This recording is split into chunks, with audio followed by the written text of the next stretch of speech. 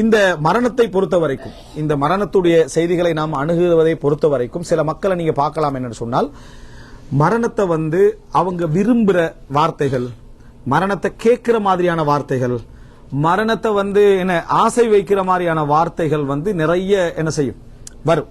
இந்த மாதிரி விஷயங்களை ரசூலுல்லாஹ் எப்படி அணுகினாங்க என்பதுல எங்கள்கிட்ட ஒரு தவறான புரிதல் என்ன செய்யுது இருக்குது. மரணத்தை ஆசை வைத்தல் அப்படி என்பது மார்க்கத்துல தடையான உண்டாடு கேட்டா இல்லவே இல்லை. மார்க்கத்துல தடையான உண்டாடு கேட்டா இல்லவே இல்லை. ஒரு முஸ்லிம் பிறந்ததிலிருந்து மரணத்தை பத்தி சொல்லித்தான் என்ன செய்யறான், வளர்க்கப்படுறான். அவன் செய்யற ஒவ்வொரு வேலைகளை நீங்க பாத்தீங்கன்னு சொன்னா மரணத்தை ஆசை வச்ச செயல்பாடு தான் என்ன செய்யும் இருக்கும். அஹ்காமு தமன்னில் மவுத், மரணத்தை என்ன அதை ஆசை வைத்தல் சம்பந்தமாக ஒரு நூல் என்று தமிழ்ல ஒரு நூல் வந்திருக்கு. முகமது இப்னு அப்துல் வஹாபோடு சம்பந்தப்படுத்தி, அது அவர் எழுதிய நூலே அல்ல. விளங்கிட்டா, அது நிஸ்பத் பாத்திலானது, அவர் எழுதியது அல்ல. இந்த அதாவது மரணத்தை ஆசை வைத்தல் என்பது எப்ப மார்க்கத்துல தடை செய்யப்பட்டுச்சு சொன்னால், உலக காரியங்களுக்காக மரணத்தை ஆசை வைக்கிறது தான் கூடாது. அதுக்குத்தான் மரணத்தை ஆசை வைத்தல் என்ன செஞ்சுக்குது, தடை செய்யப்பட்டிருக்கு. ஒரு நோயாளிட்டையோ மற்றவர்கள்ட்டையோ யார்கிட்டையோ மரணத்துக்குரிய ஆசை இப்படி வெளிப்பட்டுச்சுன்னா, எப்படி தீன் சார்ந்து வெளிப்பட்டால், இபாதத்து சார்ந்து வெளிப்பட்டால், நல்ல விஷயங்கள் சார்ந்து வெளிப்பட்டால், நன்மைகளை எதிர்பார்த்து வெளிப்பட்டால் அதை நம்ம தடை செய்யக்கூடாது. அது என்ன தடை, எதை நம்ம தடை செய்யலாம் அப்படின்னா, இருக்கிற வேதனைக்கு பதிலாக நான் மௌத்தாகி போறது என்னது நல்லது என்று சொல்றாரு. இப்ப அவர் எதுக்கு சொல்றாரு, உலக வேதனைக்கு என்ன செய்யறாரு சொல்றாரு. ரசூல் ஸல்லல்லாஹு அலைஹி வஸல்லம் சொல்ற ஒரு காலம் வரும், யமுரு ரஜுலு பி கப்ரி அஹி, அவன் தன் சகோதரனுடைய கபருக்கு பக்கத்தால நடந்து செல்வான். நடந்து செல்லிட்டு என்ன சொல்வான், யாலை தனி மக்கானா, நான் அந்த இடத்துல இருந்திருக்க கூடாதா? யாருடைய இடத்துல? அந்த ஜனாசாவுடைய இடத்துல நான் இருந்திருக்க கூடாதா? அவருக்கு மறுமை பற்றி எந்த சிந்தனையும் இருக்காதுன்றாங்க சொல்லுவாங்க. மறுமை பற்றி எந்த சிந்தனையும் இருக்காத நிலையில் அதை சொல்லுவார்.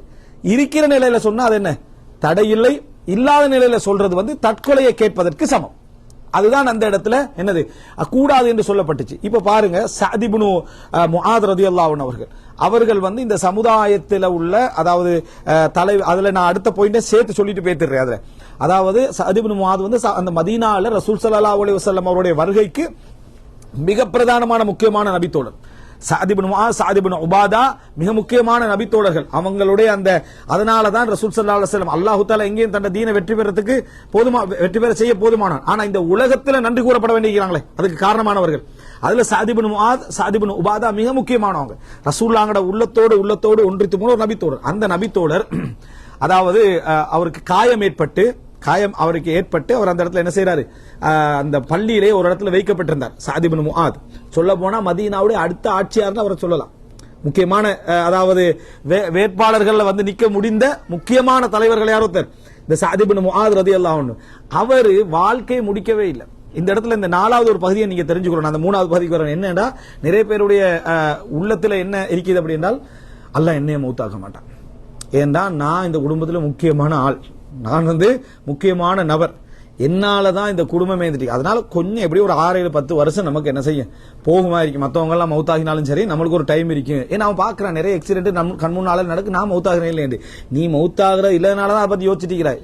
அவன் அப்படி யோசிச்சு வந்தான் முட்டினவனை ஏற்கனவே சரியா.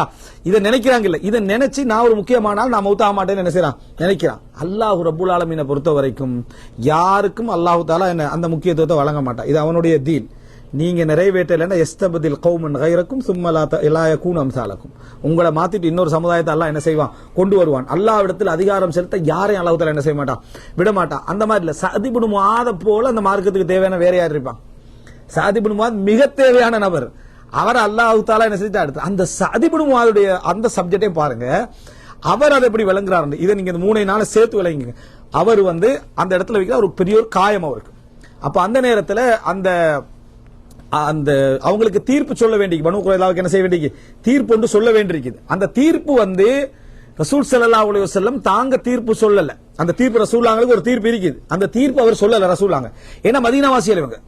அப்ப தீர்ப்பு மார்க்கத்தோடு உள்ள தண்ட தோழர்கள் நீதியா தான் சொல்லுவாங்கன்னு தெரியும். இப்போ நம்ம ஊருக்கு நம்ம ஊர்ல வழியெல்லாம் கொடுத்து எல்லாம் ஏற்பாடு செஞ்ச பின்னால ஊர்ல உள்ளவங்களுக்கு எதிராக தீர்ப்பு சொல்ல வேண்டிய ஒரு கட்டம் என்ன செய்யுது வருது. சஅத் இப்னு முஆத் சரியா ஒரு அதாவது விரோதிகளாக துரோகிகளாக நடந்த இறை நிராகரிப்பாளர்களுக்கு எல்லாருக்கும் அல்ல, இறை நிராகரிப்பாளருக்கு என்ன தீர்ப்பு கொடுக்கணும் அது அப்படியே சொல்றாங்க. சொன்ன உடனே ரசூலுல்லாஹ் நீங்க அல்லாஹ்வுடைய தீர்ப்பு என்ன செஞ்சீங்க இந்த இடத்துல சொன்னீர்கள் அப்படின்றாங்க. அந்த நேரத்தில் சஅத் இப்னு முஆத் ஒரு துவா கேட்கிறார். அந்த துவா பாருங்க, இந்த 3 நாளோட சம்பந்தப்பட்ட விஷயம். என்ன சொல்றாங்கடா, யா அல்லாஹ் எனக்கு இந்த மார்க்கத்துடைய விஷயத்துல எங்களுக்கும் காவிர்களுக்கும் இதுக்கு பின்னால ஏதாவது மிஞ்சி இருந்தால் போராட்டங்கள், யுத்தங்கள், அதாவது நம்ம தாழ்த்தப்பட்டிருக்கிறோம், பலகீனப்பட்டிருக்கிறோம், இந்த மாதிரி கட்டத்துல எங்களுடைய தேவைகள் இன்னும் என்ன செய்து இருக்குது, நிறைய யுத்தங்கள் செய்ய வேண்டியிருக்கின்ற எதுவும் மிஞ்சி இருந்தால் என்னை வாழவை, இல்லையண்டா இந்த காயத்தை வெடிக்க செய்யணும் துவா கேட்டாங்க. என்ற காயத்தை என்ன செய், வெடிக்க செய்து விடுன்னு கேட்டாங்க. சுப்ஹானல்லாஹ், தலைமைத்துவத்துக்கான அத்தனை சான்ஸும் உள்ளவர் இன்னும் மார்க்கத்துடைய பரிபூர்ண நிலைகள் எல்லாம் அந்த சூழல்ல காணவும் இல்லை. அந்த நேரத்தில் சஅத் இப்னு முஆத் இந்த வார்த்தையை சொல்றாங்கடா, அந்த கேட்ட துவாவை கேட்டு கொஞ்ச நேரத்தில் காயம் வெடிச்சு அவருக்கு என்ன செய்யுது, இரத்தம் ஓட ஆரம்பிக்குது. அப்ப அங்க உள்ளவங்க பாக்குறாங்க, இது இங்க எங்கிருந்து ரத்தம் வருதுன்னு பார்த்தா சஅத் இப்னு முஆத் என்ன அவர் அந்த மரணத்துடைய அந்த இறுதி வேலை என்ன செய்யறாங்க, அடைந்து கொண்டிருக்கிறாங்க. ரசூலுல்லாஹ் வேகமா வந்தாங்க. ரசூலுல்லாஹ் காலில் என்ன செஞ்சாங்க, அவங்களோட தலையை வச்சாங்க. ரசூலுல்லாஹ் அழுதார்கள். ரசூல் ஸல்லல்லாஹு அலைஹி வஸல்லம் என்ன செய்தார்கள், அவர் அழுதார்கள். அந்த அழுகையில தான் ரசூலுல்லாஹ் ஒரு வார்த்தை சொன்னாங்க, ஜஸாக்கல்லாஹு கைரன், அல்லாஹ் உங்களுக்கு என்ன கூலி தரட்டுமாக, இந்த சமுதாயத்தின் சார்பாக அல்லாஹ் உங்களுக்கு சிறப்பான கூலி என்ன செய்யட்டும், தரட்டும். நீங்கள் அல்லாஹ்வுக்கு அளித்த வாக்கை நிறைவேற்றி விட்டீர்கள். விளங்கிட்டா, அல்லாஹு தாலா உங்களுக்கு அளித்த வாக்கை நிறைவேற்றுவான் என்று ரசூலுல்லாஹி ஸல்லல்லாஹு அலைஹி வஸல்லம் என்ன செய்தார்கள், அந்த வார்த்தையை சொன்ன இடத்தை பார்க்கிறோம். ஏனென்றா வாழ்க்கையில் எல்லா விஷயத்தையும் அவசரமா முடிச்சு, அவருக்கு தலைமைத்துவம் தானே லட்சியமா இருந்திருக்கும் குஃபுர்ல இருக்கிற டைம்ல. ஆனா மார்க்கம் என்று வந்த பின்னால வேலை முடிச்சுட்டேன்னு நினைச்சிட்டாரு. என் வேலை என்ன செஞ்சது, முடிஞ்சது, நான் இனி எல்லா சப்ஜெக்டையும் முடிச்சுட்டோம். அதான் ரசூலுல்லாஹி ஸல்லல்லாஹு அலைஹி வஸல்லம் அதுக்கு பின்னால் நடந்த யுத்தத்தின் பொழுதுதான் என்ன சொன்னாங்க, இதுக்கு பின்னால் நாங்க யுத்தம் செய்வோம், எங்களுக்கு எதிராக யுத்தம் என்ன செய்யாது, நடக்காது என்று ரசூலுல்லாஹி ஸல்லல்லாஹு அலைஹி வஸல்லம் சொன்னதை பார்க்கிறோம். இந்த இடத்துல இந்த 3வது 4வது பகுதியை பாருங்க அன்புள்ள சகோதரர்களே. அதாவது ஆசை வைத்தல், மரணத்தை ஆசை வைத்தல் மார்க்கத்துக்காக எந்த தடையும் இல்லை என்றது மிக தெளிவாக என்ன செய்யுது, அதுல விளங்குது. மரணத்துக்காக ஆசை வைத்தல் மிக தெளிவாக விளங்குது. நிறைய பேர் மார்க்க ரீதியாக இந்த விஷயத்தை சிந்தித்து இருக்கிறார்கள். இமாம் புகாரியுடைய பிரார்த்தனைகள், நிறைய பேருடைய பிரார்த்தனை நீங்க என்ன செய்யலாம், இதுல நீங்க பார்க்கலாம். அதே நேரம் 4வதாக என்ன புரிஞ்சு கொள்றாருன்னா, அல்லாஹ்வுக்கு நான் தான் இந்த மார்க்கத்துக்கு தேவை என்ன முறையில் என்ன செய்யக்கூடாது, நடந்து, எனக்கு இந்த மார்க்கம் என்ன தேவை, எனக்கு இந்த தீன் தேவை, நான் நன்மைகளை அதிகரித்துக் கொள்ள, கடமைகளை அதிகரித்துக் கொள்ள எனக்கு இந்த தீன் தேவை, எனக்கு இந்த மார்க்கம் தேவை என்ற அடிப்படையில் தான் நாங்க என்ன செய்யணும், நடந்து கொள்ளணும். எங்களோட செயல்பாட்டில் மரண விஷயங்கள்ல அதுதான் நடந்து கொள்ளணும். அல்லாஹ் தஆலா ஒருத்தனுக்கு தேவை இருக்கிற டைம்ல அவனை எடுத்துட்டானே என்ற மாதிரி எங்களோட பேச்சு வரக்கூடாது. இவன் குடும்பத்துல முக்கியமான அல்லாஹ் தஆலா எடுத்துட்டானே, அவருக்கு முக்கியமான அல்லாஹ், சாதாரண பேச்சுக்கள் எதுவும் தடை இல்லை. அதை நம்பிக்கை சார்ந்து அதை என்ன செய்யக்கூடாது, அதை பேச நிறுவுற மாதிரி பேசக்கூடாது, ஏதோ குறை வச்ச மாதிரியான வார்த்தை என்ன செய்யக்கூடாது, பேசிவிடக்கூடாது. இந்த வார்த்தைகள் தவறானவைகள். அதே போல மரணத்தில் ஒரு நோயாளியா இருக்கலாம், யாராக இருக்கலாம், அவங்க பேசுற சந்தர்ப்பத்தில் இது மிக முக்கியமானது. அதாவது மரணத்தை ஆசை வைத்த மாதிரியான வார்த்தைகள், சில நடந்த பாதிப்புகளை கூட எக்ஸெப்ட் பண்ண மாதிரி பேசுறதை நம்ம வரவேற்கணும்.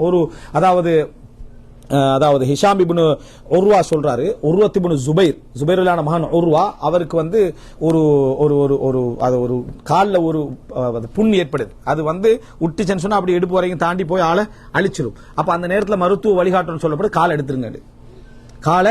எடுத்துருங்கன்னு சொல்லப்படுது. அப்ப காலை எடுக்குமாறு சொல்றாங்க.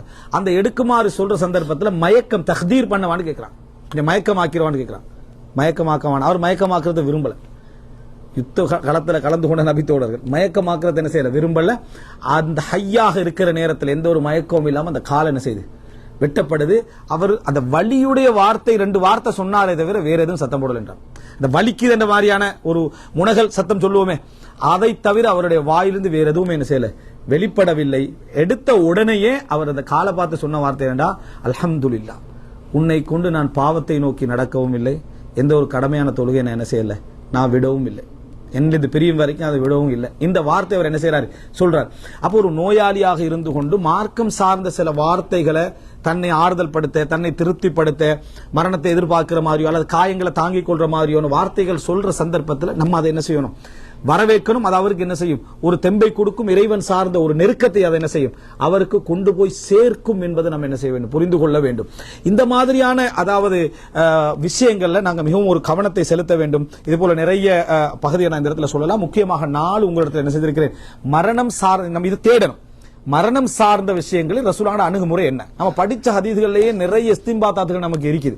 மரணம் சார்ந்த விஷயங்களில் எங்களுக்குரிய அணுகுமுறை முஸ்லிம் சமுதாயத்துடைய அணுகுமுறையாக என்ன செய்ய வேண்டும், இருக்க வேண்டும், பிரதான அணுகுமுறையாக இருக்க வேண்டும் என்பதை நாம் புரிந்து கொள்ளணும். முதலாவது, நாங்க ஜனாசாவிடம் இருந்து தூரமாகுவதை போல உலகத்தில் நடக்கக்கூடியவைகள் எல்லாமே, எதிர்பார்த்தல், நிற்றல், மறந்து போதல், சில ஞாபகங்கள் மீறி மீறி வந்துட்டு அப்படி போறது, இவைகள் எல்லாமே நாங்க அவர்களை ஜஃபா கஷ்டப்படுத்துறோம் என்ற அர்த்தம் அல்ல.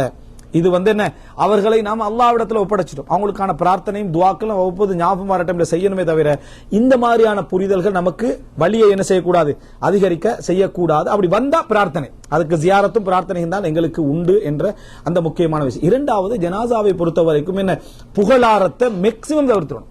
அதுவும் குறிப்பா வணக்க வழிபாடுகள் இடத்தை மேக்சிமம் தவிர்த்துறோம். அவரை பத்தி வரலாறு எழுதுறதோ, ரசா அவரை பத்தி என்ன, அதாவது இரங்கல் தெரிவிக்கிறதோ மார்க்கத்தில் பிழை உண்டல்ல. ஆனால் அதை எப்படி லெவல்ல இருக்கணும், அவரை மறுமையை அழிச்சிடுற மாதிரி என்ன நம்ம சொல்லிடக்கூடாது. மறுமையை அழித்து விடுவதை போல என்ன செஞ்சிடக்கூடாது, சொல்லிடக்கூடாது. முஸ்லிம்கள் இது எந்த அளவுக்கு கண்டா குஃபுர்ல மரணிச்சவங்களுக்கு கொண்டு கூட அப்படி செஞ்சிடறாங்க. உங்களுக்கு தெரியும், புதுசா மரணித்த பாடகர் விஷயத்துல எந்த லெவலுக்கு போனாங்க. சரியா, அந்த வார்த்தையெல்லாம் சொல்லி சொர்க்கவாதியா தான் இருக்கும் சொல்லிட்டாங்க. அந்த இடத்துக்கு போற லெவலுக்கு நம்ம என்ன செய்யக்கூடாது, வரக்கூடாது. மூன்றாவது, ஒரு ஜனாசாவுடைய மரண ஆசைகளை ரெண்டா பிரிச்சுக்கொள்ளணும். உலக ரீதியான நஷ்டத்துக்காக பேசுறதை தவிர்க்க சொல்லிடணும், அது பிழைன்னு சொல்லிடணும், ரசூலுல்லாஹ் தடை செஞ்சாங்கன்னு சொல்லிடணும்.